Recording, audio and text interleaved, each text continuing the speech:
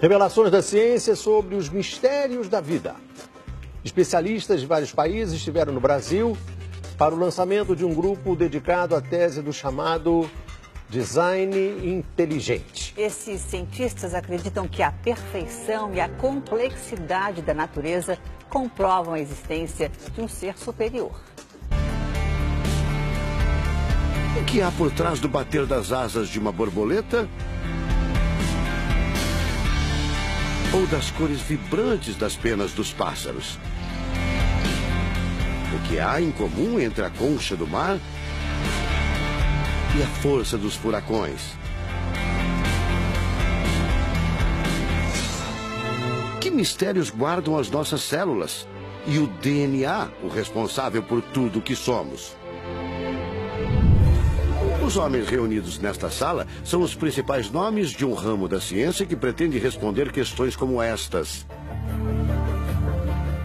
Ao contrário do que a gente apregoou por 150 anos, há evidências de inteligência na vida e no universo. Eles são estudiosos do chamado design inteligente, uma linha de pesquisa que acredita que a complexidade da vida e a perfeição da natureza comprovam a existência de um ser superior. A vida foi feita pronta, o universo foi feito pronto, planejados por um ser extremamente inteligente, com design, com arte, com perfeição. Marcos Eberlin coordena o Núcleo de Pesquisa em Ciência, Fé e Sociedade, recém-inaugurado por uma das maiores universidades de São Paulo, em parceria com instituições americanas. Outro defensor do design inteligente é o doutor em bioquímica e professor americano Michael Behe.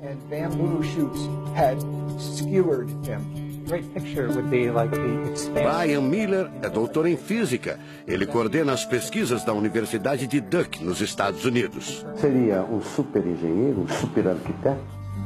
Você pode dizer isso, responde o físico. Um arquiteto que tinha a vida em mente, um criador que fez a vida deliberadamente.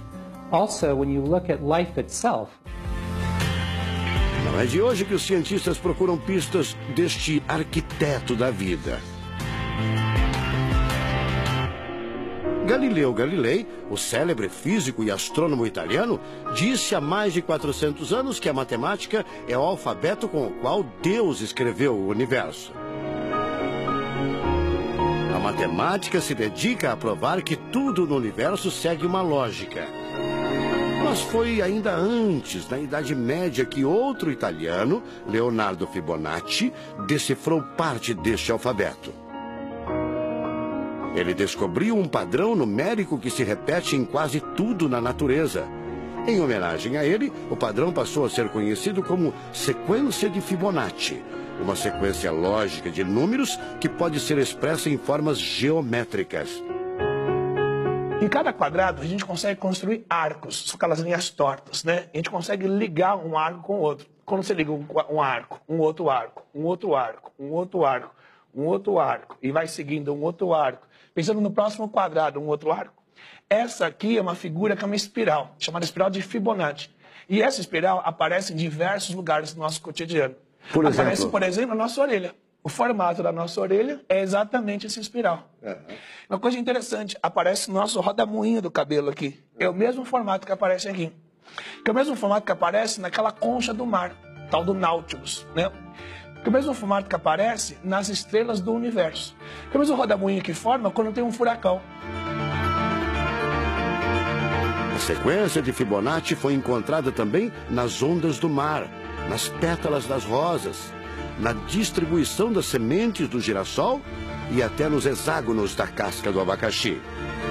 Mais uma comprovação matemática da existência de uma mente inteligente por trás da criação seria o chamado número de ouro, ou proporção áurea, representada pela letra Φ.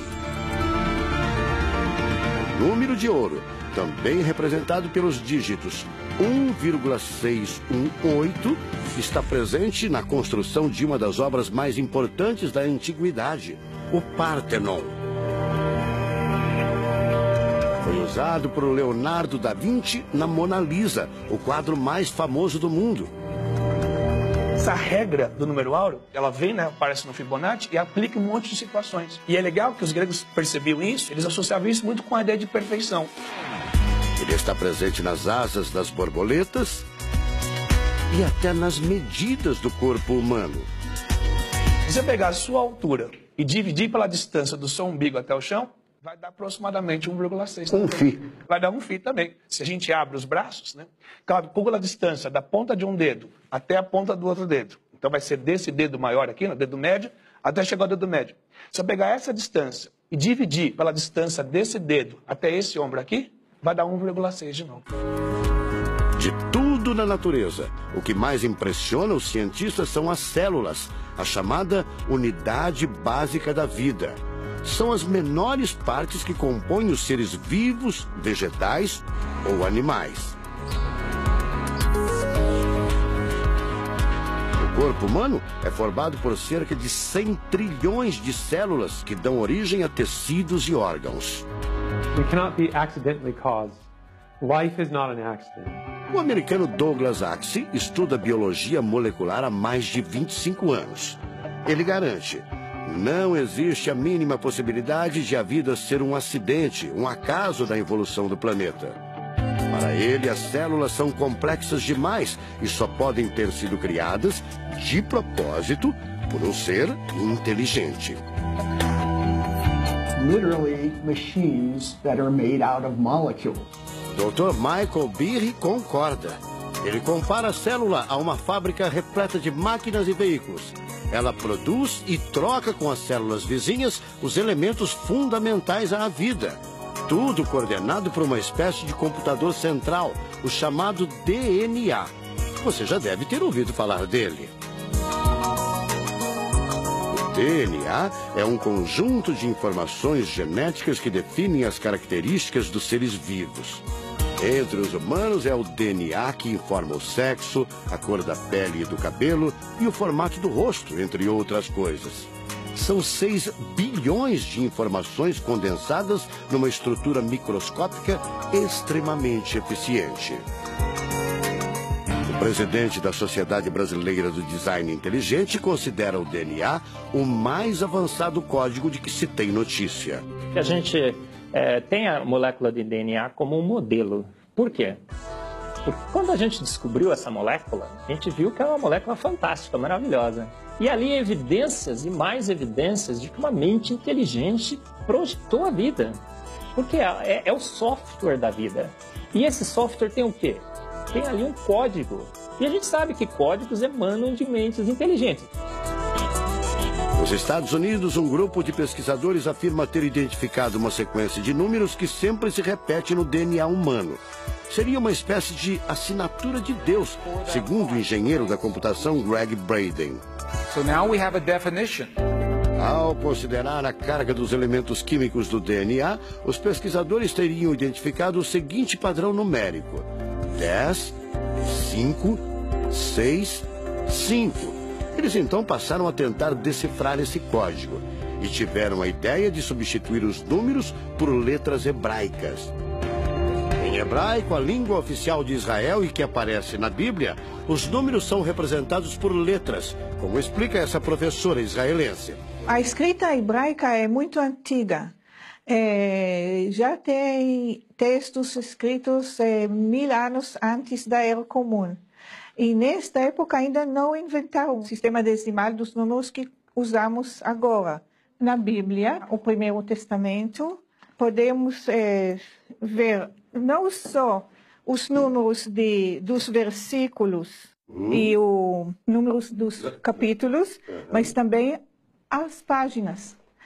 A contagem das páginas está feita em letras e não em números.